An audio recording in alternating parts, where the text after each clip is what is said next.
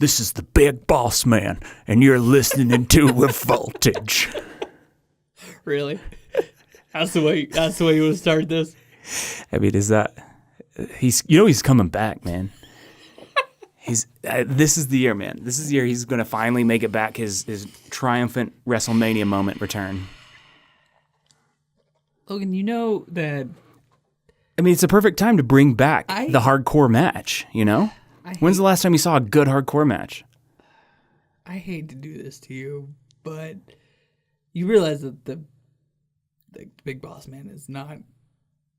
He's no, not... Yeah, I don't. He's not retired, I know. He's not retired. No, he's retired to heaven. He's no longer with us. Are you saying he's dead? That's exactly what I'm saying. No, dude. That was kayfabe. I'm not talking about... Dude, it's work, dude. No, it's a straight up work, dude. I'm not talking about when he was hung by the Hell in a Cell. Yeah, no. I mean, that was clearly attached to his back. He was not hanging by his neck. 100% correct. Right. But then fast forwarding several years to when he actually died, passed away. Don't you remember when his family did the whole induction into the Hall of Fame? No, it's all work, dude. Just wait. You wait till WrestleMania in 2 weeks, and the Boss Man's gonna march his pretty little ass down the ramp with his little nightstick. I'm really afraid you're gonna be disappointed. Okay, if not this year, then next year. Nobody thought the Hardy Boys was coming back. You know what? You're right. Except for me. I said it. You know what? Keep hope alive, bud. That's right. Keep hope alive. Anyways, we're not talking about WrestleMania. Big Boss Man for life. There we go. So what a weird way to start. So we are talking about Strong Style Evolved today. Yes. And holy balls. Shit, what a good show. Wow. Beginning to end, this was a good show, but this fucking main event. Wow. Whoa. Wrestling at its finest. Man. Really. I mean, let's just jump right into it. Yeah. The Bucks. Let's do it. Versus the Lovers. I'm telling you. Man. Dude. Bro. Right now, I'm going to say. Bruh. Dude. Bro. Bruh. Man. Dude. Shit. I'm telling you right now, dude. This shit right here, this is why I love in-ring storytelling. This is what I'm talking about. Oh, yeah. When I talk about how much I love in-ring storytelling and how you can tell such an amazing story in the ring, anytime from now on that people are start asking me about wrestling and that kind of thing, and I say, it's all about storytelling. This is the match I'm going to show them. Yes. This forever will be the match that I show about in-ring storytelling. Totally.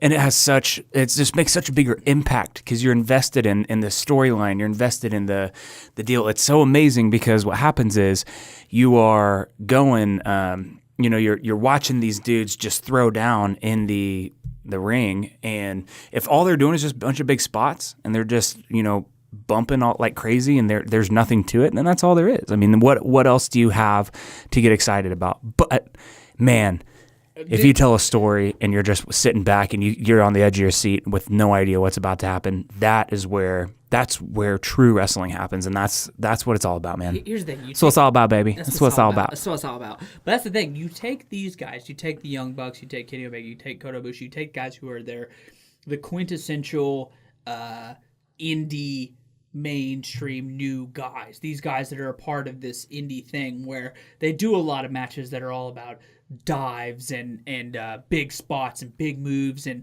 a lot of, you don't want to call it comedy wrestling, but a lot of routine wrestling, a lot of big choreographed spots that look, unrealistic. But then you put guys like this together in a match like this that tells a story, and every move had a purpose. You had two groups that could do the same kind of things. You had the Young Bucks and you had the Golden Lovers who had the same kind of sort of styles, this high-flying, flippy style. So you have two groups clashing, and not only were they doing big spots, only were they doing cool moves, there was a purpose behind every single move. and every single thing that happened, and they were telling a story. There was so much story here. And even though there was flippy stuff, even though there was big spots, everything had a reason behind it. No joke. And it's so true. And just the way, even like, let's avoid even the big spots, is just the way their bodies were, the body language that they had, the way they were, the things that they were saying to each other in the ring. I mean, it was all just telling this reluctance of Kenny Omega, right? Not wanting to go 100%, and the Young Bucks being like, "Dude, we are here to prove ourselves, and you're going to rob us of that. This might be our one shot. You got to give us your all." And that whole storyline came through the whole match and it actually was the resolution of the match. I mean, it was the rise and fall of that match, was just fantastic. Well, and that's the thing. I think a lot of it, like when you have the opening with Matt and Kenny, and Matt says, "I want Kenny," and Ibushi's in there, and he goes, "I want Kenny, I want Kenny," and he starts calling him out, and finally he comes out there and he says to Kenny, "What are you doing? What are you doing? Who are you with? Where's he been?" Saying all that stuff that we've already talked about, and they're having this whole thing where he's got this like kind of smirk on his face. Max got that kind of smirk on his face where he's going like, "What is this? Look where we're at right now. Well, you think that we're at because of us? No, we're here because of you." And, he keeps pointing at Ibushi, and then the first thing he does is he circles around and then he attacks Ibushi, and he hits Ibushi. And then the first thing Ibushi does is kick him in the back, and the whole thing is that his bad back. The whole story was so good. And not even that, but, and I mean, we can get into this later or whatever, but you also see, and today they released, or yesterday, it was either today or yesterday that they released Being the Elite, the new one. Right after this. Yes. Did you see that? Yeah, I did. Okay. So. I think it was yesterday. In this story, though. Yeah. It was yesterday. In this story, though, you start to see one thing you definitely notice in this match, and you notice from Being the Elite, and you notice after this match, that I don't 100% know if they're not going to break up the Young Bucks. And you know what I think? You want to hear my prediction? Can I get mine first and then see if it's like yours? Yes, go. Okay, so... No, I have to do it. Yes, I'm just kidding. You can go. Okay. All right, but seriously, I'm going to give... So, one of the things that I noticed was, and I noticed this when the match was going on, Matt has this huge, hate on for Kenny. He's, totally, Dude, such a raging hate on. Raging hate on. It's just a throbbing, moist, veiny, gross, purple, bulbous hate on. Just awful hate on. If I came on to my wife with this hate on, she'd be like, "Oh my God, I can't handle that kind of hate on." But way too much. 8.5 minutes. That's how far we got. Yeah, that's long enough. All the little kids checked out already. Yeah, just like my hate on. Long enough. That's what my wife says. That's long enough. But one of the things is he's super, not even a hate on. It's more of a real animosity towards Kenny. He has he's very upset with the fact that this whole thing's going on. And then you notice throughout the match that at one point Kenny gives Matt a backbreaker, and you hear Nick going, "Kenny, come on, don't, Kenny." He's telling him not to do this backbreaker and hurt his back. And Nick is very much like, "Come on, let's not do this." He keeps saying, Kenny. And Matt just keeps getting harder and harder and harder. But then, you're so stupid. So hard. And then, at the end of the match, we'll get there in a minute, but then at the end of the match, Cody runs in and starts bitching at Matt. He goes, "This was your chance. This was your opportunity. You had one shot.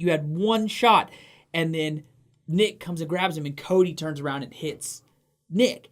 Well, then, in Being the Elite, Cody comes in and goes, "Hey, man, sorry. I thought it was Kenny. I didn't mean to hit you. I apologize. It was a total accident. We're cool." And Nick, the whole time in Being the Elite, is very weird towards Cody. He's very and then at the end of Being the Elite, he says, "I don't think we can trust him." Yeah. And if you notice, Matt is very with Cody. He keeps kind of siding with Cody, whereas in the match, at the end of the match, Kenny comes in and saves them from Cody. Nick and Kenny shake hands. He goes to shake Nick's hand or Matt's hand, and Matt walks out. But then he sides with Cody. So it's like Matt's very Cody, Nick is very Kenny, and it's this weird buck split. And then it's a weird split between everybody, which we've already talked about. But it's just so good. It's so big, and there's so much to it. Yes. It's like a parfait. There's layers. So what's your prediction that we were going to talk about? Is that your... Well, I mean, the prediction is I wonder if they're going to split up the Young Bucks. Yeah, so this is my prediction here. You want to know what my prediction is? And one more thing. And on Being the Elite... I actually literally just thought of this. On Being the Elite in the last 2 episodes, they keep having these things where Cody is taking the Young Bucks aside and saying, you should be a singles guy. You should be a singles guy. Mm-hmm. You're better off. You don't need a partner. You need to be a singles guy. And now they're doing this. I think they're going to split up the Bucks. You know what they're going to do? Your predictions are never right, by the way, but you always say that they're right. This is the one. This is the one, ladies and gents. Go ahead.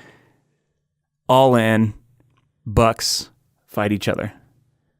Tell me you wouldn't sell 10,000 seats. No, it could happen. Tell me you wouldn't sell 10,000 seats, splitting the Bucks, having a match with each other. This is September. March, so you're talking 6 months. Yeah. Hell yeah. Yeah. You let them do their thing. They can feud within Bullet Club for a little while. And then come September, they have a match with each other in Chicago. I think that'd be great. Dude, tell me that wouldn't put asses in seats. No, that would work. And they're building for that. Yeah. You can see it, you can feel it, you know that's what they're heading to, is that there's just going to be this Young Bucks. This inevitable. Just like Bullet Club is crumbling, the Young Bucks are crumbling. Everybody's crumbling. So let's talk about some Kenny Omega. Yeah. So how about with the Golden Lovers? Okay. Yeah. Amazing match. They did fantastic. Match. Awesome match. Couple botches. A little bit. Couple serious botches. So when they did the cross slash, major botch by Ibushi. Did you see the second angle, by the way? I didn't see it. I Dude, couldn't find it, but I have to knew show he you. Screwed up because then he gets him up on his shoulders and does that thing that looked weak. It wasn't even shoulders. It was just a hip toss. Yeah. But they said he traded out the freaking cross slash for a hip toss. But he basically moved, right? Like he missed it altogether. So when he jumped to the ring, when he went to... I didn't see it. I just heard them say this. So you know how when they jump to the top rope and then they do... It's a moonsault, right? Yeah, right. So when he went to jump up, it was like he overshot it or couldn't stop his momentum.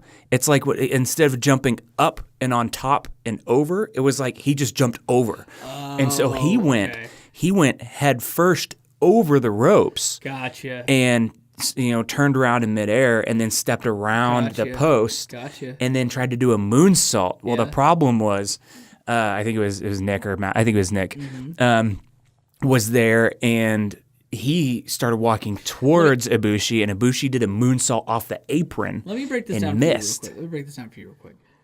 Matt has the chops. Yeah. Nick. Babyface. Yeah.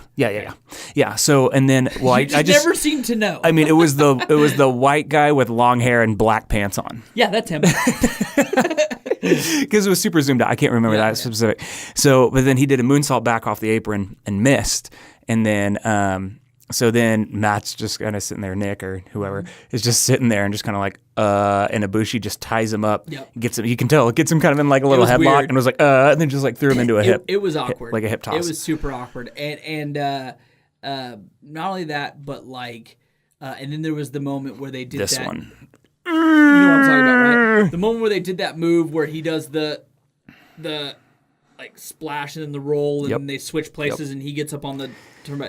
And he basically just like lands on Ibushi, like and maybe breaks his orbital bone. Yeah, it looked really bad. Like, and when I saw that and the way he was the way he was responding to it, I was like, oh, he's hiding that pain. Like he was touching it a couple times, and it was one of those things where he hit, but he didn't play it up as an injury. So like if you make a botch, there's 2 ways you can handle a botch. Yeah. You can just be like, oh, I screwed up and pretend like it didn't happen, or you can work it into the story somehow. Yeah. He tried to cover it up like it didn't happen. Yeah. They didn't address it. They didn't talk about it. It was as if it didn't happen, but he kept touching it, which to me told me that there was an actual issue there that he couldn't just completely ignore. They kind of mentioned it a little bit because the one of the commentators, I think it was Josh Barnett, like mentioned like, oh, he about ran over Ibushi there, or he did run over, you know what I'm saying? He kind of mentioned it a little bit, but it's like... I wonder, so a couple things I'm wondering. So Ibushi screwed up a couple times. And first off, I mean, the dude's phenomenal. I never want to take away from Ibushi. But I wonder if it had some like jet lag or if he was like sick or something, because that was very uncharacteristic of Ibushi. It seemed like everything that was happening was kind of him. Yeah. Yeah, and there was only a couple plays, and it did not take away from the match at all. There were only 2, maybe 3 spots that I can remember where there was an issue. But those are the big 2. Yeah, those are the 2 big ones. And so, I just wonder if he had it in his if something was in his head, if he was just out of his element, because he come here, he's wrestled here in America before. This was not the first time though, because he's wrestled here several times, but this is not. The thing is even in their last match that they had a couple screw ups. I don't think it's necessarily. Maybe they just haven't found their rhythm again. Maybe they're just not in. And I love the idea of Ibushi just not having his rhythm. And I love the idea of them. They should spin it into a like a work and say, look, we're rusty. Not even that we're rusty, but as Kenny Omega, he's conflicted, man. He didn't want to go. His mind was elsewhere. Kota is elsewhere, and so as long as maybe it's Kota says you got to choose between me or the Bucks, because right now, we're off, we're out of sync, and I need you to sync up with me, and I love the idea of them being able to twist those botches into. And I think we'll get there. I think one of the best parts of this story was kind of built off that, where it was very much like in the very beginning of the match, it was like they were all kind of reluctant. They didn't. Kenny especially was very reluctant, very didn't want to. And like when Ibushi's like stepping on Matt's back and keeps like kicking his back, and he runs in and gets him out. He's like, whoa, whoa, whoa. He's like, whoa, whoa, whoa. And then there's like parts where like he doesn't really want to fight or be involved. And then by the end of it, dude, they're just beating the shit out of one another. Like there is no reservation. There's no reservation. Can't believe they didn't reserve.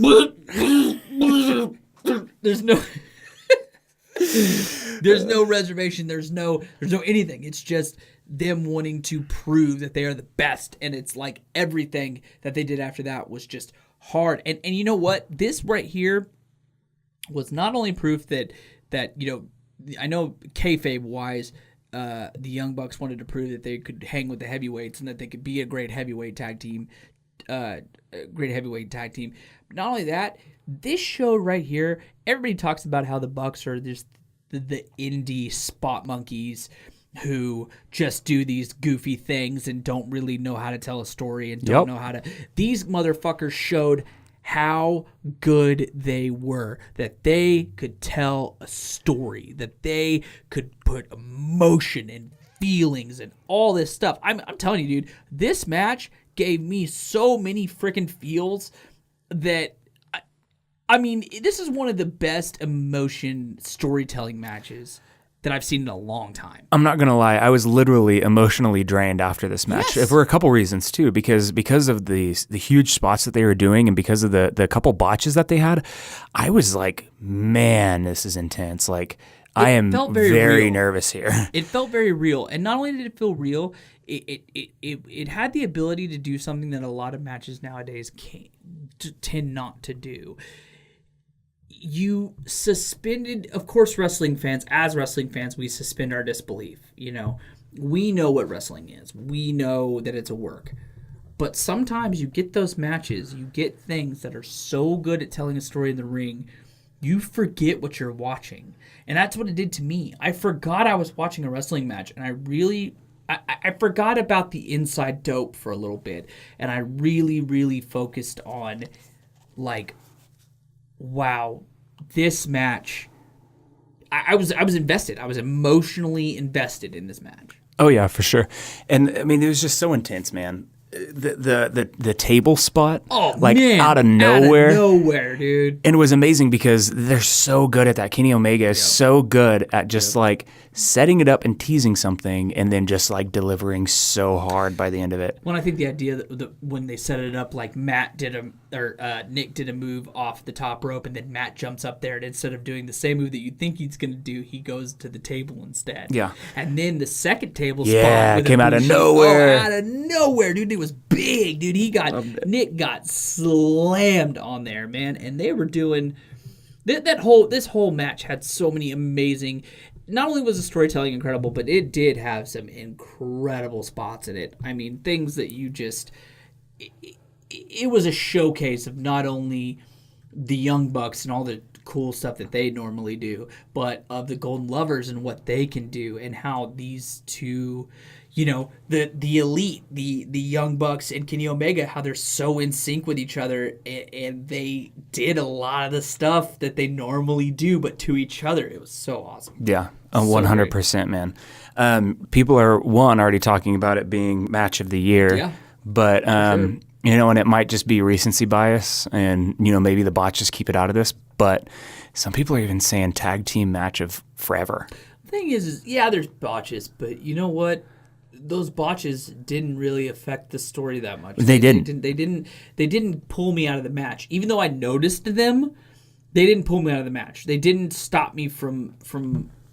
It almost got me more involved in the match because it was more of a emotional thing. Like it was like, oh, they almost ran into each other, maybe because they're going too fast and they're trying to, get this. You know what I mean? I didn't pull me out of the story whatsoever. Yeah, I agree. It was fantastic.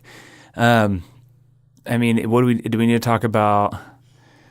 Cody's role and everything? Have we already touched on that enough? Yeah, I mean, that was the end. So the end of the match, the Young Bucks, obviously, the Young Bucks lose. And what I love about that was when they got the pin and they did the golden trigger to match. Well, first of all, let's talk about the ending, dude. Let's talk about the finish. Holy cow. Let's talk about the finish. Can I talk about this for a sec? The Yeah. One Wing Angel? That was one of the most gut-wrenching things I have ever seen. We had texted each other right afterwards. Oh my gosh. And I was just like... The fact that he gets him up to it and he's not going to do it, and then Matt goes, do it. He grabs his hand and pulls him up and makes him do it. Yeah. Oh, Which is the beginning of the match all the way to the end. And that's why I was saying it was the rise and fall of this match. I mean, it was literally them saying... Come at us, Kenny, 100%. We want your best. Give us everything. We want your best because we want to prove to you that we're better.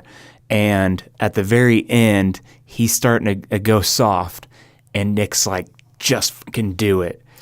Oh. It's a lot like Yu Yu Hakusho and the Dark Tournament. Oh, yeah, I remember that. It's so good. Like, Chiguro only wants somebody who can truly push him to limits and can... He wants to die. But he wants somebody to beat him legitimately, and that's Yusuke, So what you're saying is that Matt Jackson wanted to die. Yeah. Just kill me. Yeah, basically in this situation, I'm comparing this to Yu Yu Hakusho, the anime. You're welcome, everybody. But it's one of those things that the whole thing, does the One Wing Angel that was forced, just like you said, give us everything you got, and then they end it with the golden trigger. Which is just brutal. Oh, it's so brutal. And they end it. And then right after they get the pin, 1, 2, 3, get the pin. What does Kenny do? Kenny gets on top of Matt, and he's like holding him. Embracing him, and he's like, I'm sorry. You can tell he just didn't want to do it. He didn't want any part of it. And then, he shakes Nick's hand, like we just talked about. He shakes Nick's hand. Nick shakes his hand. And then he goes to shakes Matt's hand, and Matt just rolls out. Matt rolls out and goes, I don't want any part of it. He's like, nah, bro. Well, that was after. I'm good. I believe that was after Cody runs in. So Cody runs in immediately after, gets in Matt's face, gets in Matt's face and says, this was your shot. This was your one shot. And Nick goes to grab him and he hits Nick. And then, which is the same thing Kenny did to Matt. Mm-hmm. Oh, mm-hmm. Yeah. That's what's so that's why there's this divide, I think. Yeah. And it's been for a long time. And on being the elite, of course, Cody's like, I didn't see you. I thought you were Kenny. And then in the match, Kenny runs in and saves them. Yeah. So if it's true that Kenny Omega really did break his orbital, we don't know. As far as I know, it's still up in the air. His own. Oh, you were talking about Kenny. Kenny broke his orbital. Right. So if he really think that they broke his well, that's what he's saying. And I mean, it was swelled up. So I mean, it was more than just a little goose egg. Yes, it was on that botch. Yeah. So if he broke his orbital, does he still have a match with Cody at WrestleMania weekend? Not actual WrestleMania. I can't remember what the event. Supercard. Yeah. Does he still? You know what I mean. You guys don't listen to this podcast anymore because this fucking guy who's all about New Japan just called it WrestleMania. No, I said WrestleMania weekend. You fucked up. Hey. We're gonna leave this up to the viewers to decide. No, fuck you. Go back. I said WrestleMania. WrestleMania weekend. No, you said WrestleMania. I mean WrestleMania weekend. That's what I meant. Yeah, but you fucked up at first. What? Yeah. So I'm right. Yeah. I forgot. Sorry, I forgot that Kenny Omega was not in the WWE. It's okay because you're a fucking mark. Whatever.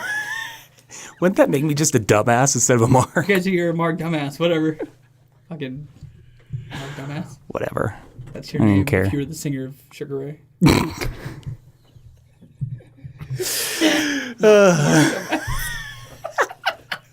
Hey, would I still be voted sexiest man alive, or would I just be dumbastiest man alive? Sexiest man alive in 1999.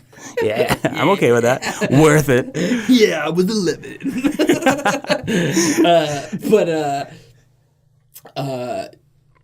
I don't know.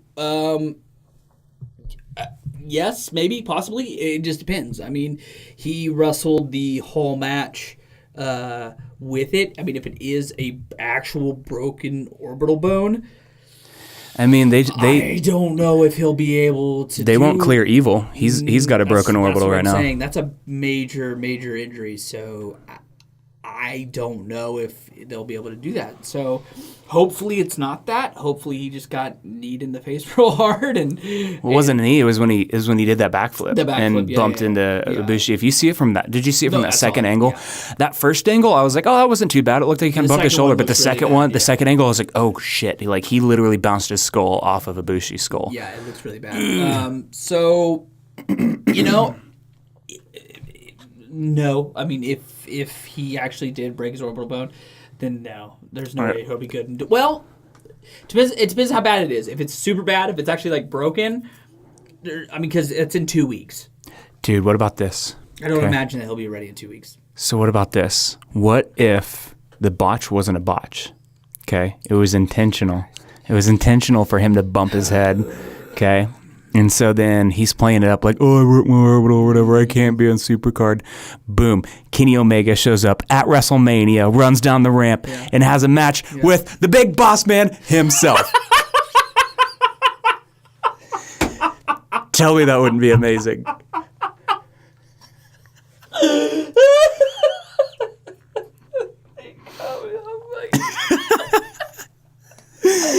didn't know you were going to say that. Just imagine the pop, man. Oh, God, you just popped me. Oh, man. See, it's there. It's already there. Oh, it's such a good idea. Make it happen, Vince. Call me. Yeah, Logan Walsh for creative right there. WWE creative. You know, I don't think he'll be ready in 2 weeks if that's the case. We'll see, though. I don't know if they'll let a match like that go. So yeah, let's hope. Yeah, we'll see. All right. Is that? I think so, man. I think we said just about all we can say on that. Cool. Yeah, I'm not crying. You're crying. I am crying. I'm not afraid. I'm not afraid. It was such a beautiful match. It was beautiful. It was gorgeous. No, I loved it. I loved that whole match. I thought it was one of the absolute best matches I've seen. All right, now we're going to talk about my man. My baby boy. This match. My sweet baby boy. My sweet edgelord baby boy. My sweet edgelord baby boy. My sweet Jay White. With this long, luscious black hair. So this sculpted body. What? He is ripped up like Rambo. I've never looked at another man and be like, I wish I had that guy's body until Jay White ran out. Are you telling me you don't look at my doughy, hairy white body and say, I wish I had that man's body? I mean, not verbally. Okay. I mean, I don't internally either, but I definitely don't verbally. I mean, I don't ever at all. You're gross. Did I mention you're gross? So this was the IWGP US Heavyweight Championship match. Jay White versus Hangman Page. Two things. One, I really liked this match a lot. I liked it from beginning to end. Yes. Two, how is Hangman Page not dead from a broken neck? I will never understand. He gets thrown on his neck more times than any human being should be allowed to be thrown on their neck. I don't think he landed on his back properly once. He just doesn't have a neck anymore. It's just one giant callus. Yeah, it's got to be. I'm sorry, I had nothing. It's got to be. I don't understand it. He's going to have like that Batman syndrome one day.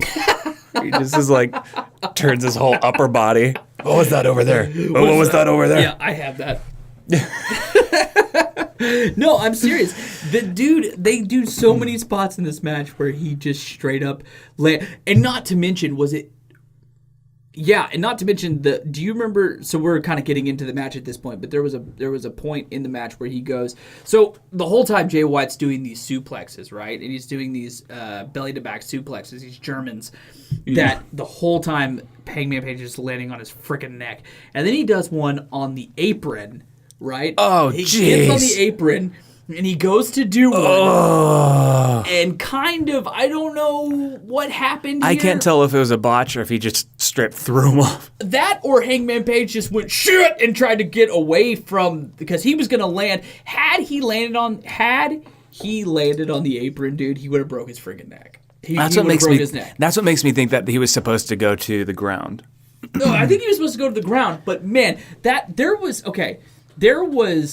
3 or 4 times in this whole show that literally made me go, like out loud made me go, oh God, like that.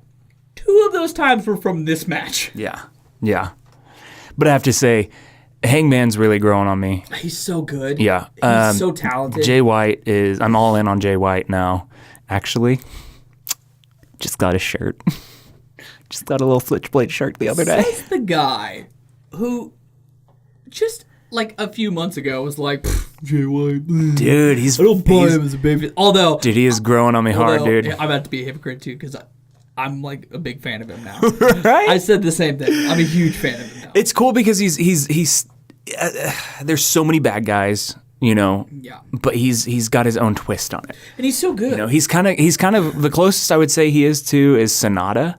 You know, kind of that no bullshit kind of guy. Exactly. But he's not Sonata. He is totally different from Sonata. He never smiles. He never, gives up that he's a good guy in any way. He is a bad guy. He's a full on bad guy. He's a heel. I mean, he is the heel, and you know that, and he plays that off. But he's so good, and he backs it up, and he does so good. And let me tell you something. In this match, he took an ass beating. The whole match, he gets his ass whooped. Dude, that buckshot lariat is like the coolest thing ever. Is that not awesome? It's amazing. He's so good. Hangman, I gotta give it to Hangman, dude. In this match especially, that dude showed what he could do. Well, and the way he wrestles is so perfect for his character and who he is. I mean, he's totally growing into that, like, that they're big, lumbering, but still agile in a way. But he's not doing like 540 shooting star presses or whatever. No, he's doing gainers that they're slow. But the dude can do moonsaults like you read about. He totally can. But the thing is like he's not Ricochet. He's not Ospreay. Nope. He is just this beefy, lumbering dude that just shows up in the ring. He does the flip over the. I mean, he's still, like I said, he's got that agility there, but it's a completely different style that's unique to him. And what about that spot where he gets him up on his shoulder and hurls him at the ring post? Oh, you know what I'm talking about? Yeah. Oh, when I saw that, I was like, "Holy shit!" Gets him up on his shoulder and threw him at the ring post. No, thank you. No, thanks. Oh my god, this whole match was so good. These are two guys who have such potential. And Jay White already has shown how good he is, and Hangman is just getting better and better and better, and he's so good. And I'm so glad he got this opportunity. He didn't win, but I'm glad he got this opportunity. Well, and it's great because he deserves some spotlight, and he's and it's kind of funny because they're playing this off of everything. Hangman keeps just getting his spotlight taken from him, but it's awesome because he finally did get his night to shine. This was a great match. Yeah. It was so good. He's making I'm a fan. Like, he is slowly converting me over. And the story they told here was the same story that they keep telling with Jay White, which this was Jay White's first official title defense. Was it? Yeah. What? Yep. Really? Yep. Really? Are we going to do this again? I mean, I could prove you wrong 100%. I'm not saying, but I'm just surprised that. Yes, I know he's beaten people since he has the but belt. This is his first title. I'm defense. surprised I'm surprised they waited this long to give him a defense of it, though. It hadn't been that long. I got it in January. Yeah, but that's not that long. I know. But this is his first defense with it. Yeah. And the reason I know that is because I made a mental note in my head because it says at the bottom when he won first title defense. So this was his first defense, official title defense. He was, and the cool thing is, just like they do with a lot of their champions, he got his ass beat the whole match. Ass beat. And then the last couple minutes, he turns it around and he ends up coming back and being resilient. You know what I mean? It's just, and then what happens at the end, which I was actually kind of interested in, and I liked a lot that they did. Oh, yeah. Who comes out and challenges him? Don't show that face. I like it because it's an underdog. I like it because it's somebody you did not expect. But is there any way that Finley beats him? No, God, no. No. I mean, that's why I'm kind of like... No, it's stupid. I mean, it's not going to happen. But I like that Finley's getting a shot. And they also have a history together. They used to tag together and stuff like that. So I like that aspect of it, but that's what I'm saying. It's one of those things where I'm already writing Finley off. And if they have... You should. Unless they try to make a big storyline out of it, but I don't want to. I'm not interested in a storyline of them. The only storyline that they're going to do is that they were once partners, and that he's pissed off that he's got the limelight, and yada yada yada. That's what they're going to do. But that's the thing is, like, if Finley wins, I don't want to see more of that storyline. I'm just not interested in Finley. Finley won't win.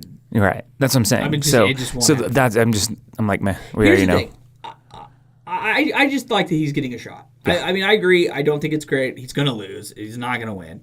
But it's cool that he's getting a shot. It's cool that he's getting a little bit of that momentum, a little bit of a push. Yeah. It's not. I mean, he's not going to last, but it's good that he's getting that. And the thing that bummed me out about it the most is, I bet you to him this is a big moment, especially in his career, just getting a little bit of a push, going for this championship, being able to get that moment with the mic and stuff. And then there was two guys in the background the whole time. These two guys that was like putting their heads in their hands and going boo, putting thumbs down, and they kept doing the cut sign like no, and they were like, this is stupid. It was like, don't ruin the guy's moment.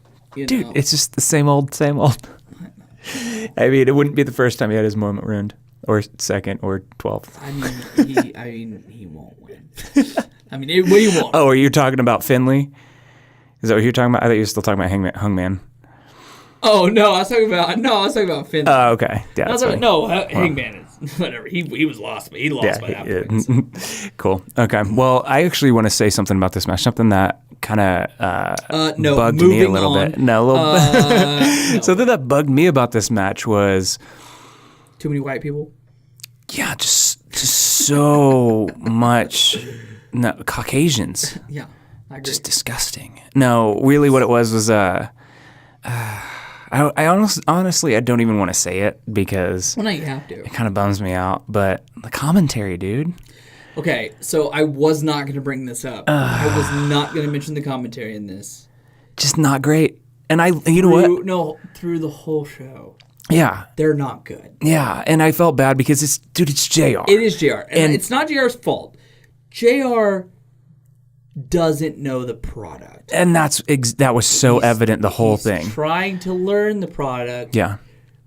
And Josh Barnett, God help him. And you know what? As a UFC fan, I love Josh Barnett. I do too. But as a wrestling fan, I'm just like, come on, Barnett. Like, I know. It was two guys. Bring some emotion into this thing. It was two guys stumbling through trying to.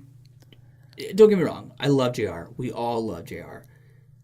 JR was so good because he had so much emotion because he knew the product. Yeah. JR doesn't know the product. Yeah. JR doesn't know everybody's names yet. Yeah. JR doesn't know everybody's moves. JR doesn't know the storylines all that well. Yeah. Where it really stuck out to me the most in this match was when Jay White jumped over Hangman like he does and does the kind of like the knee plant like he does. Yeah. And they were like, oh, well, looks like Jay White stumbled there a little bit, but he came through in the end. And I'm like, no. Right. If you guys knew, you would know that that is his thing. That is like very specific to him. The one that stuck out to me the most was, and we'll get to it, but since we're talking about it, it was in the Cody. Whoa, hey, whoa. Yeah, I know. Don't get ahead here, buddy. I know. Sorry. We got to do these things. We got. But it was. There's an order in which we talk about this stuff. Well, is there though? No. there is no order. It's just a free for all. I mean, we jump so much. In the Cody Tongaloa match, at one point Tongaloa gets Cody basically at crossroads and gets him in the position at the crossroads, and Josh Barnett's like, got him in a neck breaker from the reversed incline position, and then like I think JR comments like, kind of looks like a crossroads there. And he's like, yeah, kind of like a modified cross. No, that's what it was. It was a crossroads. That was the point. He stole his move, that was and the whole point. They flubbed their way and through it. And they did shit like that the whole time. And I'm not saying that I don't. I actually kind of even like them together. I just don't think that they know the product. They need some more experience. They need some more experience. I see potential there, but where it's at right now, it was cringy at times. I will say right now that JR is by far one of the greatest commentators of all time. 100%. But you know, what is it that sticks out in your mind for JR? What moments is it when you know, to me, you know what it is? It's my God, he's got a family. You know, it's that. It's a real slobber knocker. Yeah. But God is my witness, he is broken in half. Stop it. It's the emotion. Yeah, and that's the thing. And he was so just nonchalant this whole match. Because I don't think he was invested. I don't think so he was either. Invested in these characters as much. Yeah. When he was on WWE, he was there every single week. He was there. He was knowing these storylines, knowing these characters. Right. He comes here once every few months, and they don't do these live shows very often. Normally, they'll get the New Japan stuff after it's been aired. Like, excuse me. Jeez. After a couple weeks that it's been aired. And Are you drunk? Am I drunk? No, I'm not. No. I'm not drunk. I'm not drunk. I just had a couple beers. You're drunk. Before I came here, you're drunk. I'm Slowpoke Rodriguez. Sorry, you remember speaking of Yes. Okay, I'm Slowpoke Rodriguez. I am Slowpoke Rodriguez. Speaking on his cousin. That is a racist character, and he's drunk. I mean, that's all that Looney Tunes is, like back in the day. But, like, legit. But what I'm saying Look into it, guys. It's true. It's very bad. It's very true. He knew the characters. He was there every week. He knew the stories. He traveled with it. Like, he knew what he was doing. He was invested. They get these after the show's already aired a few weeks, and him and Josh Barnett go into a booth and do the commentary together after the fact. So they get the notes and they get the character sheets and they get all these things.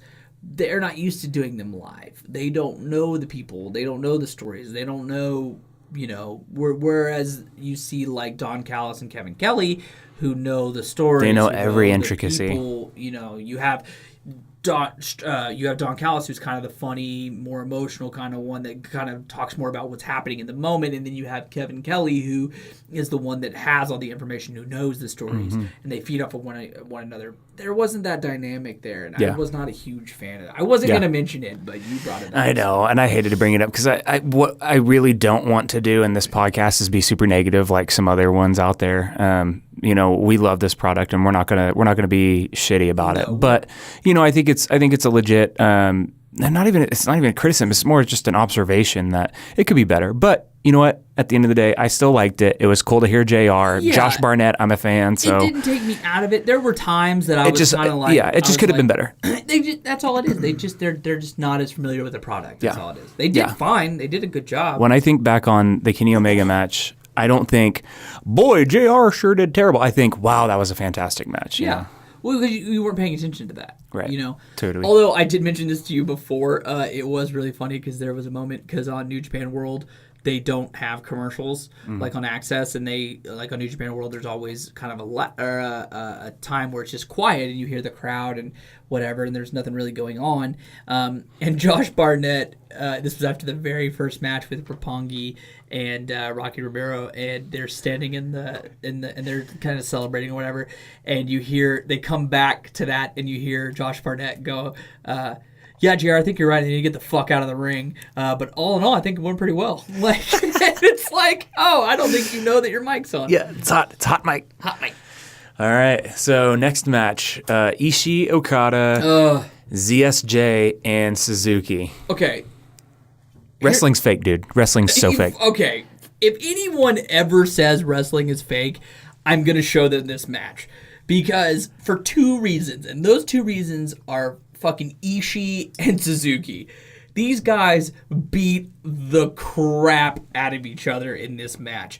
And anytime you watch a match and the two guys are going back and forth at each other with forearms and the whole crowd is shushing each other and going shh and getting dead silent so you can hear how hard they're beating the shit out of one another. Oh, it was so good. Dude, I know. For $1 million, would you step into a ring with Suzuki? For how long? 30 minutes. Fuck no. For $1 million? For $1 million. I mean, maybe. I don't know. But see, then you have to factor in how much of that $1 million would be spent on hospital bills. How much is he beating me up? Dude, he's going full Oscar on you. Oh, then no. No, because she took a beating. She took a beating. I knew you were going to say that. Yeah. Oh, jeez. No, like he's going ham. He's going full on like Wrestle Kingdom style. Like, I liked them though. They were the best part of this match. Those two guys. Yeah. And, dude, I loved their. Ishii would keep yelling at him like, come on! After he would keep telling him to hit him harder, and then there's a part where Ishii's on the ground, and Ishii's on the ground in the ropes, and Suzuki's trying to get him up, and he smacks him, and Ishii just reaches up and smacks him back, and they just keep smacking each other in the face for no reason. Dude, so amazing. And just I loved when Monaro hit him with the forearm, and Ishii sold so well. He just went stiff as a board and bounced off like the second rope. Dude, and they did that. He did that a few times. He did it a couple times, and I just loved the selling on it. Yeah, it was really good. I'm trying to think. I'm sorry. I'm trying to think. There was somebody else that was selling kind of like that in this match or in this show that I really liked. I think it might have been him actually, but it was. Yeah, it was fantastic. Yeah. Cool. Zack Sabre Jr. tapped out Ishii. Do you like Zack? No. Okay, I'm so glad you don't. That's the farty noise. I'm not a fan of Zack Sabre Jr. There's nothing about him I like. I know he's a great wrestler. I understand that he's like, everybody loves him and he's this real like British star. Nothing about him that I have ever seen has intrigued me. I don't like the way he carries himself. I don't like the way he carries himself. I don't like the way he looks. I don't like the way he wrestles. I don't like the fact that he's like this submission specialist, and I don't buy him as a submission specialist. I just don't. I do not like him. I don't like him as a character. It would be different if his submission, ability was at least parallel or close to parallel with his wrestling ability, like overall. Yeah, right. But it's so frustrating because it's almost like he puts too much emphasis on the submission side of it. That's his whole thing now. Right. His whole thing now is he's a submission tap out, specialist. whatever. Yeah, but it's just like, dude, like work on your presence in your ring. Like your submissions, people don't put enough weight into submissions, and he's not the one to bring it back either. And I don't like the fact that he's supposed to be this bad guy who's a part of like Suzuki Goon. And I don't like... I don't buy it. I don't buy it. He's light-footed. That's something that bugs the hell out of me. Have you noticed that? He literally is light-footed in the ring. Yeah. Like he looks like he's a $125 in there by the way he carries himself. Then you look at a guy like Hangman Page, who's obviously more built like him, but he carries his weight differently. And I'm not trying to sound like a badass, and I'm not trying to sound like somebody who's like tough by any means whatsoever. But when I see a guy like Suzuki or Ishii, I'm like, they could beat my ass and they could destroy me. And then I look at Zack Sabre Jr., I'm like, I could fucking knock him out without even trying. Let's make it happen. Come on, Zack Sabre Jr., I'm calling you out, bro. Me and you. Wrestle Kingdom. Yeah. 2018. Yeah. Wait, Wrestle 2019. Kingdom. Osito versus Zack Sabre Jr. And I'm not taking away from his ability. I think he is a terrific wrestler. He knows what he's doing. He's very good. I just am not a fan. I've never been a fan. Yeah. I'm not a fan of his. And this match, anytime that he was in the ring, and you know what? I'll be honest. I'll be 100% honest with you. Anytime him or Okada were in this ring, I did not care. Yeah. I'm not a fan of Okada either. They need to give the belt to somebody else. He is a great wrestler. I will never doubt his wrestling ability, but he's just old news, man. You know what? Those fucking pants. God, fuck his pants. Those pants. No, the pants. Ugh. I noticed very much so the other day. I'm like, man, he's still in those fucking pants. I can't believe it. It's his heel turn, man. His pants alone. His pants are the heel turn. Ugh. I will say, though, this was a good match, but this was a good match for two reasons, and that was Ishii and Suzuki. Yep. They're the best part of this match. Totes, magoats. All right. Next match. Awesome. So this is Jushin. Can we go back for 2 seconds? Yeah. Remember how you said earlier about David Finlay, and you were talking about him versus Switchblade, and you're like, do you think he's going to win? Absolutely not. There's no way he's going to win. Same with Zack Sabre Jr. and Okada. Can you imagine? There is no way they're giving the belt to Zack Sabre fucking Jr. Can you imagine? They won't. They won't. Why would they? Are you serious? They're not going to give that belt to Kenny Omega, but they're going to give it to Zack Sabre Jr.? That would be, I mean... No way. The world would descend into chaos. No way. No way. It would bring in the apocalypse. Nobody cares about Zack Sabre Jr. that much in Japan. Literally, if Zack Sabre Jr. wins, we will be living Mad Max. No way. And did you hear the crowd, how much they were split about him? Some people really it was like, let's go Cena sucks. It was perfectly down the end, but instead it was, let's go Sabre. Sabre sucks. No, it was let's go Sabre. It was fuck you Sabre. Let's go Sabre. That's hilarious. All right, so this next one is awesome. Jushin Thunder Liger versus Will Ospreay. Gotta say, I watched this match. Yep. I loved it. Yep. I definitely watched this match. I didn't skip over this match. I really thought that I loved when Will Ospreay did that jumping thing, you know? And then Jushin, you didn't watch this match. Then Jushin did that thing where he does the chops, you know, and then I just thought it was a great match. Okay, next one. Nope, hold off. Let's back up there. No, we already tried. Are you telling me that you did not watch some of these matches? No, dude, I totally watched this one. Like I said, where Jushin, Will Ospreay beat Jushin. Right. So, what'd you think after the match? What did you think about what happened? I really thought that, I didn't expect it to go that way. Right? Yeah. Right? And what did you think specifically? What did you think about that? I thought the booking was great. Right. I really loved the way that they were telling the story there. Right. Which was? Dude, Rey Mysterio came out and made an appearance and talked. It was fantastic. Right, but after But I didn't expect that. But after the match, what That's what I'm saying. Rey Mysterio came out. So Logan did not watch this match. In my defense, it was the stream. It was okay. Yeah. So I tried to be a good little angel baby and watch the stream legally through our account, and sure enough, the stream crapped out halfway through, and so I'm sitting there just watching this this wheel spin the whole time. So I'm like, you know what? Screw it. I'm going to pirate this. See. Don't come after me, Japan, please. See, I had to wait until it got on New Japan World, and I had to watch it last night. So yeah, but it took me a while to track down the stream, and finally once I did, it was awesome. But I had missed this one and I will say, the one before. This was a good match.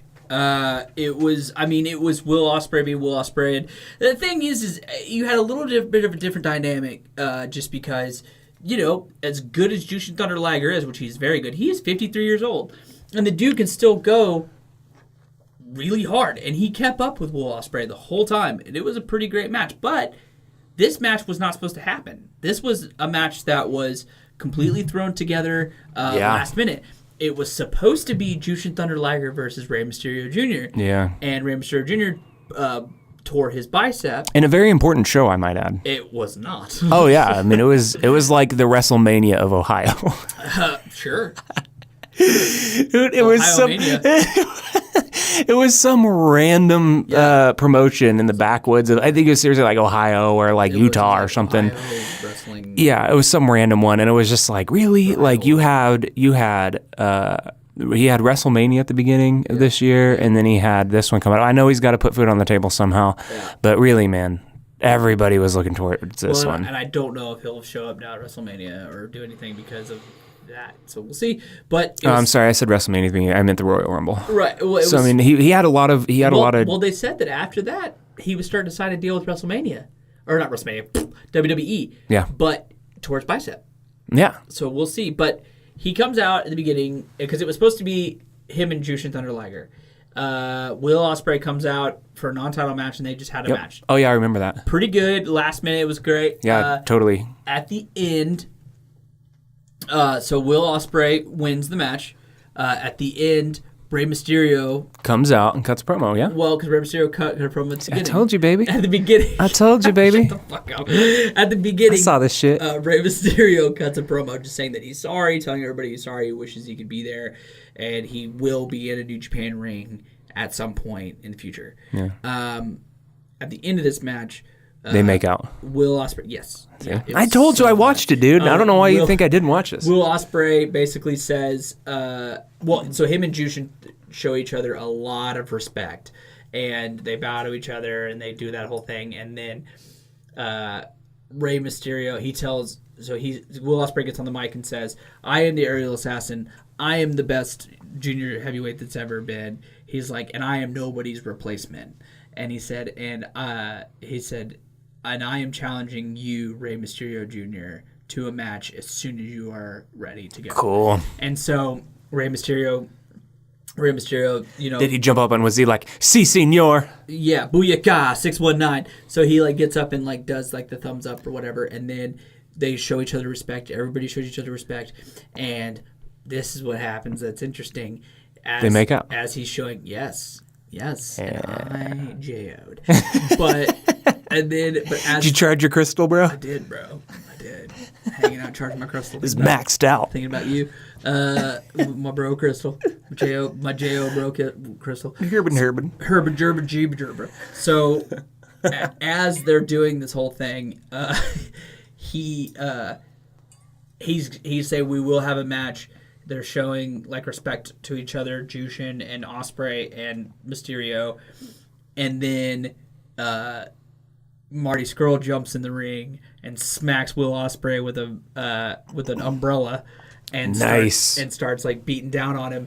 Rey Mysterio jumps in to save Ospreay, and Marty Scurll knocks him down and rips off his mask and puts it on and holds up the belt and his umbrella. Oh, I saw a picture of that, and I was like, when did he? Yeah. What belt did he get? Yeah, no, he just took Interesting. Will Ospreay's belt and held it. So did Rey Mysterio cover up?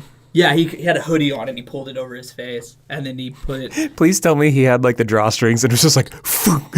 Pretty much. Just a little hole. He was on the ground and he had it over his face. You couldn't really see. But I wish it would be like, oh, my face. It was great. It was great. But if you ever want to see Rey Mysterio's face, watch any late 90s and 2000s WCW. Yeah. Very. Well, he got demasked right off the bat, didn't he? 97. Yeah. Yeah. Yep.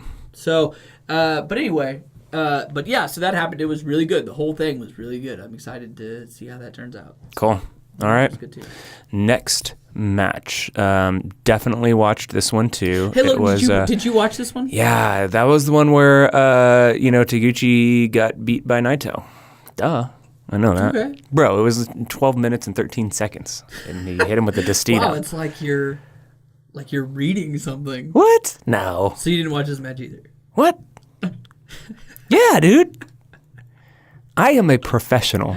Yeah. I would not Yeah. have a podcast about wrestling and not watch the wrestling matches. Would you? Yeah. I watched the Instagram highlights. I heard some guy talk about it. Again, another shout out to Wrestling Classic.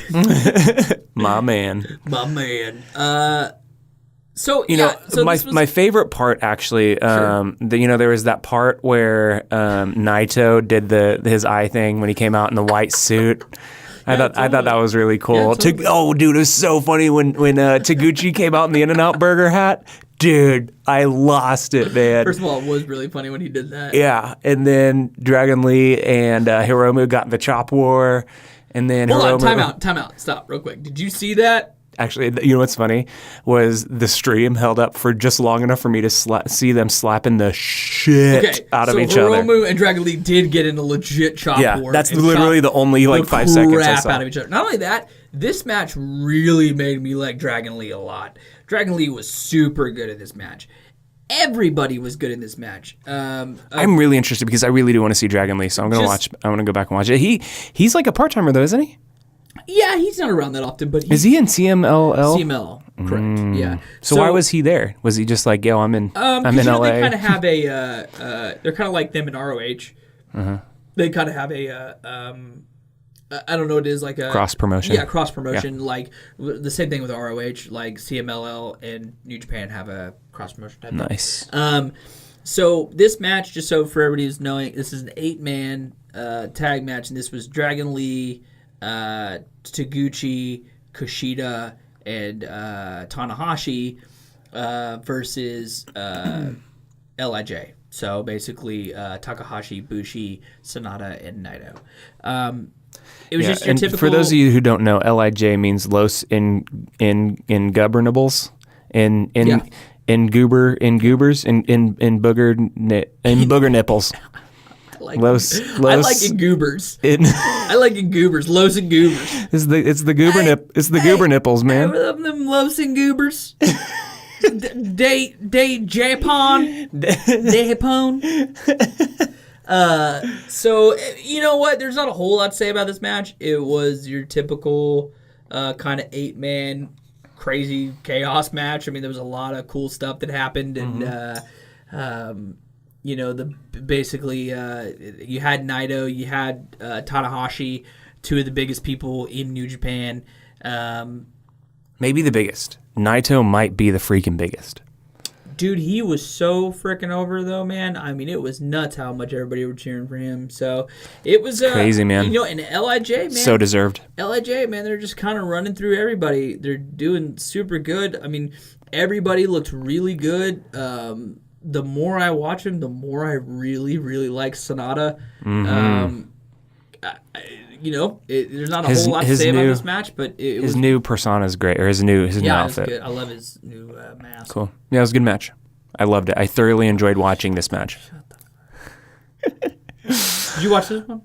Yes, I saw this one was where the stream actually started crapping out, but the good thing is I did go back and watch it, but I didn't see it all the way from like beginning to end. I just picked it up where I left off, so it's kind of a little bit choppy in the middle. So this match was the tag team match. It was Cody and Marty Scurll. Hey, real quick, shout out to Online Piracy for coming through and letting me be able to watch what I should have been able to watch on my legal stream. Yeah, woo, Pirate Bay, yeah! Whoa, dude. You don't go to Pirate Bay anymore. That's how you end up on a list somewhere. Don't go to That's how you end up with a white van sitting outside your Can we house. talk about how cool Pirate Bay used to be? Dude, can we talk about Kazaa and like LimeWire and Nutella? Kazaa. Right? Was it Kazaa? Bear Share, dude. Yeah, Bear Share. Woo! Yes, Yeah, I downloaded this laptop. for sure. Kazaa. LimeWire was the grossest thing. LimeWire was like straight AIDS for your computer. My favorite was I used it's Pirate Bay, but I guess Views was it was just a It was streaming, wasn't it? it was more of like a filtering system. It was kind of a torrent where you would get the torrents through there. It was great. I used that all the time. Yeah. So anyway, now that we're going to talk about the illegal shit we used to do, Marty Scurll and Cody versus Tongaloa and Tama Tonga. Bullet Club versus Bullet Club. You know, this was a good match. This was a really good match. It was kind of cool because Cody came out in the beginning. So you didn't see this, did you? I think I saw the beginning. Yeah. Okay. So Cody comes out in the beginning. Oh yeah. The cheers, yes. And basically, so first they did that where Cody's like going, like looking for cheers. And the crowd's like, boo, dude. Everybody Cody booed him. has atomic heat. Huge heat. Biggest heat in New Japan. He's got that handsome face heat. Dude, he's got the handsome face heat. I didn't see that. You were telling me about that. Dude, it's so good. But he I highly recommend you guys watch the press conference afterwards because he goes out and it might have been a pre-conference or whatever, but he just goes out there and he asks his own questions. Yeah. So he goes out. He doesn't ask. Eventually, he gets to it. But he walks out. He's like, "Okay, first question: is Bullet Club okay? Yeah, it's fine. Second question is, are Nick and Matt Jackson going to beat Kenny Omega? Of course they are. Third question, and he just like keeps going, like asking himself stuff. It's amazing. The best. And he got solid boos the whole time, every single way, and Marty got cheers. So they kept going back and forth. That. They kept going back and forth. So and then all the Tongas got super cheers. So and Tama Tonga got huge cheers. So and everybody just booed Cody nonstop. And Cody gets on the mic and says, "For the record, Bullet Club is fine. Everything is fine." He's like, there's no reason for us to... He's like, so that being said, he was like, Tama Tonga, Tonga Loa, these are my brothers. These are my friends. So sorry to disappoint you, but there's not going to be a match tonight. And he's like, because we're a team and teams don't fight each other. And he's like teams don't fight each other. And he's like, so, sorry to disappoint you. He's like, but these guys are my brothers and I respect them and I love them and I'm not going to do that. And he's like, and these guys are Team Cody. And he's like, and that is the bet. And he's like, so he's dude, like, we're not going to love him so because much. They are Team Cody. And then he puts over Brandy and says how beautiful of a wife she is and all that stuff. And it was just super great. And then the Tonga, and the whole time Tama Tonga does not take his eyes off of Cody once. And then Tonga Loa takes the mic and says, well, first of all, there is going to be a match tonight. Because that's what these people paid for, and that's what we're going to do. Second of all, we are not Team Cody. Yeah. There's no way we're Team Cody. And then the match starts. Oh, it's great. It was wonderful. It was him saying that they weren't Team Cody that set off Cody to start the match. I mean, he just lost control and then he just jumped on him. Yeah. He attacked Tonga Loa after he said that. He attacked him while he was giving the mic back. Yeah. And that's what set off everything. And and we know what one of my favorite parts of this match was when they threw Cody out of the ring. And Marty was like, "Yeah, you go, you out of there." And he's like kicking the ropes, and he's like, "Screw you, man, you're done. We're the real Bullet Club right here." And then they throw him out, and he just comes right back to him and like jumps in his arms. Yeah, he jumps in his arms and hugs him, and he jumps up and then wraps his legs around him, and he's like, "Yeah, I love you, man. We're good." And the whole time, Brady's going, "What about what you just did?" He's like, "Don't worry about it." It was so funny. That whole thing was so great. I love it so much. And then the end of this match, Cody gets weird ending. Cody gets the crossroads on Tonga Loa, and it was weird. It looked weird. It looked kind of sloppy. Like I don't know if something went wrong. I don't know if somebody missed a cue. I don't know what happened, but yeah, because it was literally it came across off of a like he just pushed somebody into somebody else. It was weird. He pushed. It was very strange. He pushed Tonga Loa into Tama Tonga and then hit him with a crossroads. And I was like, that's enough to stop Tama Tonga from jumping in. I don't know if it was. And if you watched when Tama Tonga jumped in, I mean, he was like just barely missed it. And if you watch the him get Tonga Loa in the crossroads position for the crossroads. It was kind of sloppy. Like it looked like he was kind of struggling to get it, but other than that, it was a really great match. It all went really well, and I really enjoyed it. Yep, front to back. Great match. Good job, Cody, or bad job, depending on how you look at it. And we're probably going to talk less. We're just going to fly through these, because we got 3 matches. Oh my gosh, we gotta go to sleep at some point. We gotta eat. We have lives to live. So the next match, third match of the evening, was Chucky T and Yano. Yana. Yano versus Killer Elite Squad, Davey Boy Smith Jr. and Lance Archer. Let me just start off by saying I fucking love the Killer Elite Squad. Yes, they are so good. Everything about Killer Elite Squad to me is so great. I love their attitude. I love their demeanor. I love how they're just dicks and they're just tough dicks. And I love that that's their whole point. The whole point is that they're just tough guy assholes and they're not going to stop doing that and they're just going to be that. And wait, just to make sure, they're tough guy assholes, not tough guy assholes, right? Right, they're not tough guys assholes. Okay, I just wanted to make sure. They're tough guy assholes. Okay, I just want to make sure. Because I ran into a couple tough assholes before. Although, do you like me a tough guy asshole? The old leather. A tough, comma, guy asshole. Yep, the old leather bagel. Old leather Cheerio. Dirt spider. Oh, gosh.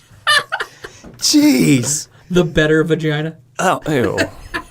I'm sorry, that one's the worst. I apologize. Ew. That's not even a euphemism. That's just being a filthy human being. The rusty sheriff's badge. That's a good one. Yeah, rusty wagon wheel. What? Yeah, because if you look at there's many spokes in a wagon wheel.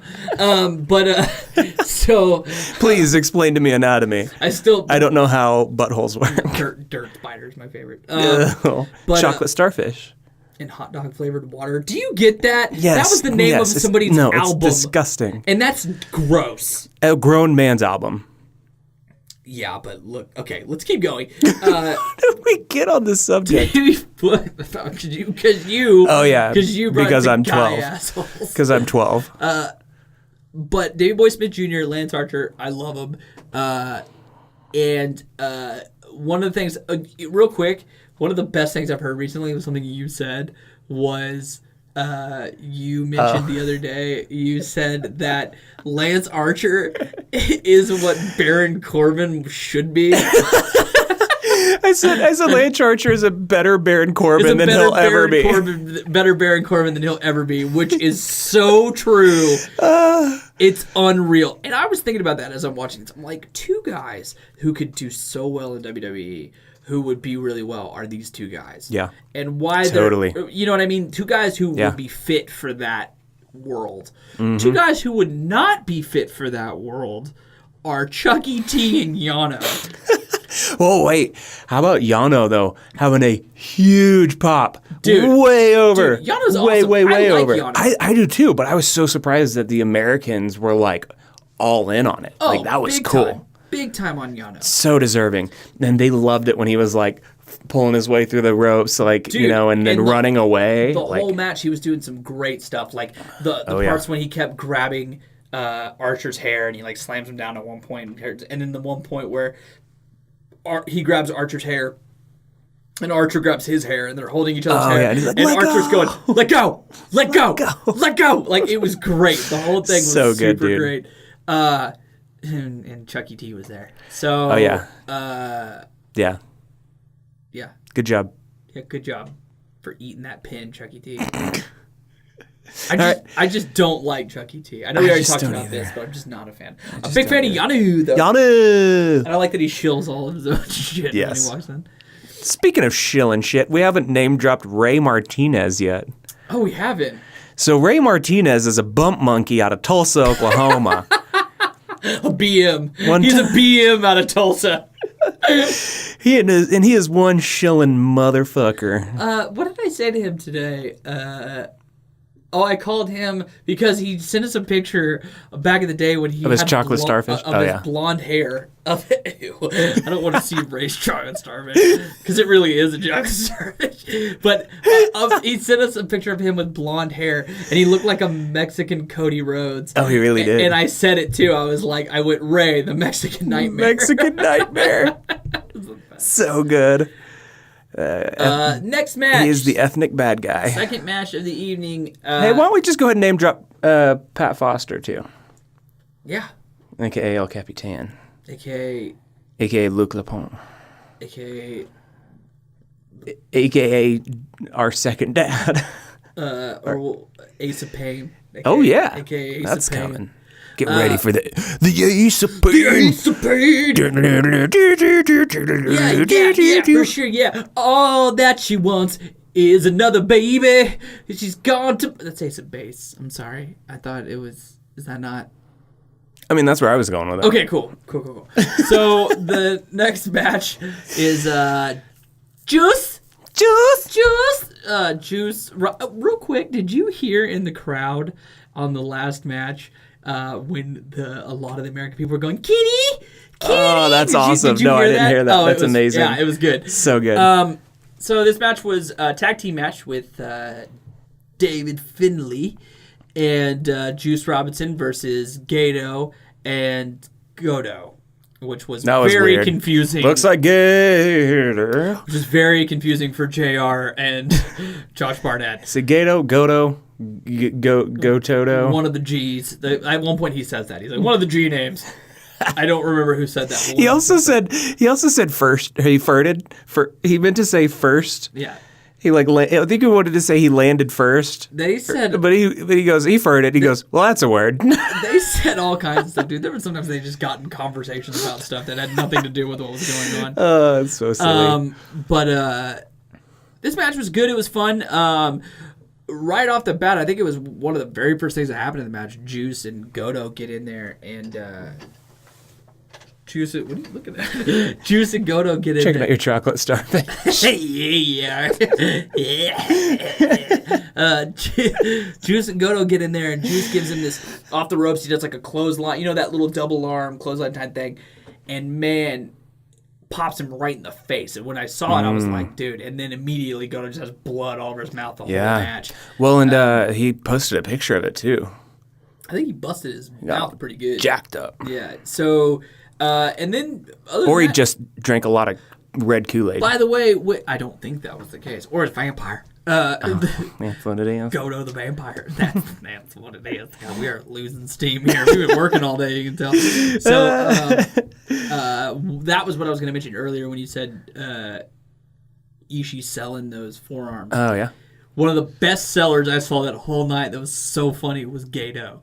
Every time Dude, Gato's awesome, man. Somebody would pop him, he'd do the stiff bump, where he'd just stiffen up and fall over. I don't know if you noticed that. I didn't. But every time Juice or somebody would give him a pop, he was just like one of those goats that just and they just pop and fall over. It was cracking me up, dude. He sold that that's the hilarious. whole night. Oh, that's so funny. And then he ate the pin, which good for him for the Dude, booker. way to put over the Americans in America. How cool is that? Sure, yeah. I was just saying, way to be a cool booker and not book yourself, to win. So Ray Martinez. I knew it. I was hoping. What's it like to be put over by the? I'm just kidding. Actually, he's put me over every time. He has. I know he's put me over several times. For sure. He's a good guy, that Ray Martinez. Yeah. And then finally, first match of the night, Yo and Sho and Roppongi 3K. Rocky actually Rocky in it. Put in some work. He tried. I mean, he physically was there. He was there. I really wish he would do that one move. I don't even know what you call it. That one move where he jumps over and rides people all the way to. Oh, it's so cool. He seemed like he hadn't been. Oh, dude, I think he's done. He was fine again. I'm not going to be negative. He did do a great job, but he definitely was not. I mean, I think he's just mentally checked out. I think he still enjoys it, but I think he's lost his smile, man. And the SoCal Uncensored, the guys, they were great. They always put on a great show. A few botches though in this one. A couple of spots that were a little weird. Yeah, there were several that were kind of strange. There was one where the guy he fell off the second rope and then. Oh, that was Kazarian. Yeah, he. Here's what's awesome about that. What? Here's what's awesome about that. He was going up to do something, and he fucked up. Mm-hmm. But he sold the whole match. Yep. Like he fucked his leg up. Yep, and an MCL tear or whatever. He did not. He messed that up, and then he said that it was a bad knee, or a bad leg, or whatever, and he sold that. This whole match. That was awesome. Next time I screw up at work, that's what I'm going to do. Yeah. They're like, "Hey, you missed a deadline." I'm like, well, bum knee. Damn I don't damn know it. I don't know how much Frankie Kazarian you've seen, but the dude's good. The dude's super good. I haven't seen any of them. He's I have seen Christopher Daniels. because he showed up to Ring of Honor in Oklahoma City right after he went through a flaming table and had a match with a shirt on and gauze. He had a match in jeans and a t-shirt. Jeans and a t-shirt because his back was covered in burns. Yeah. And it was gauze covering the literally the fluids leaking out of his body through his shirt. Oh, it's so gross. You could see all the fucking nasty ass like pus leaking through his shirt. Oh, that was gross. Christopher Daniels, you're a tough guy. You're a G. And you're a tough asshole. Yo and Show, always good. Always put on a good show. It was a good match. Put on a good show. Good on a good. Whoa. Easy. These are getting out of hand. They put on a good yo.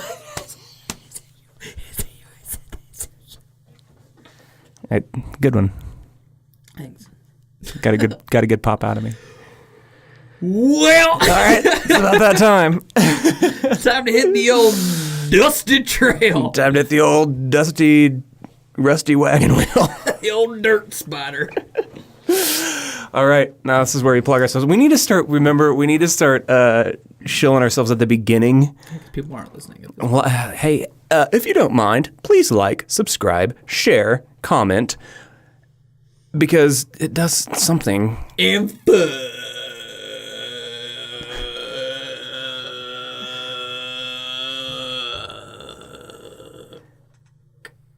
dude, if anybody's left, I apologize. I'm sorry.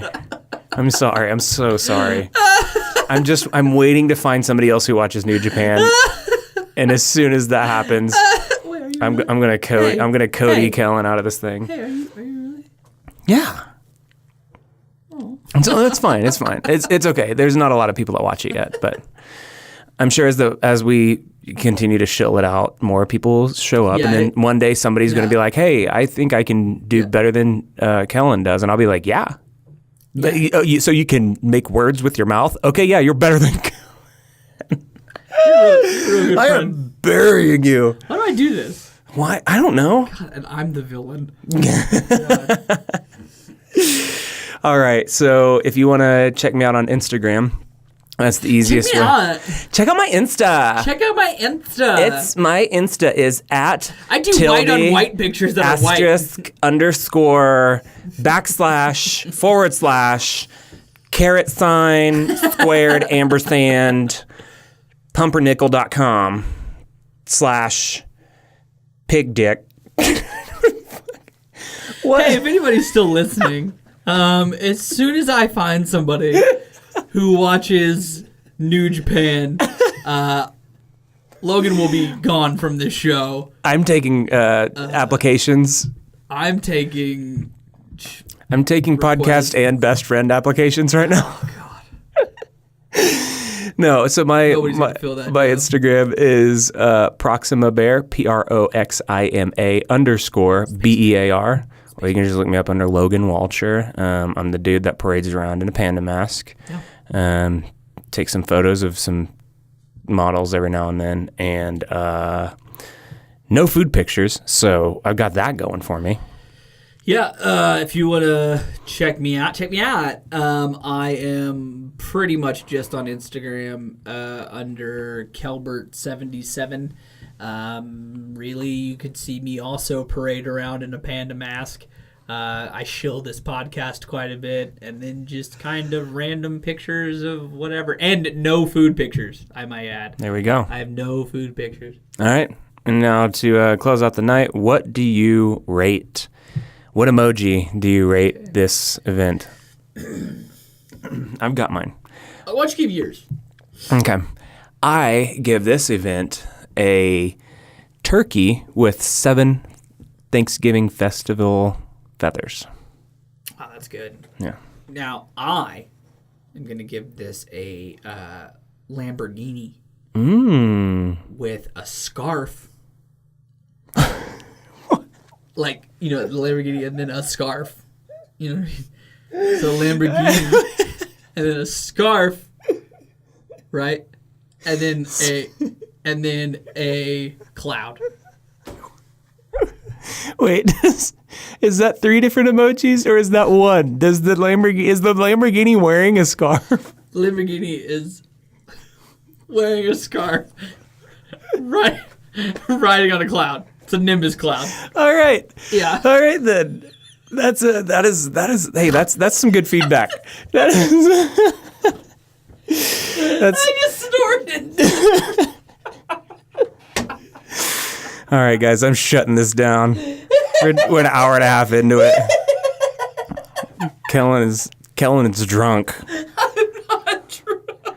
Kellen, what you haven't seen is Kellen drinking out of a flask this entire podcast. Oh man, I popped myself huge on that one. It was more your reaction than anything else. All right. That's it. Well, thanks for listening if you still are.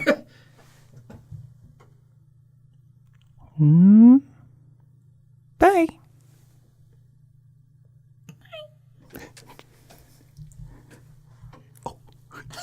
Oh shit! Turn it off.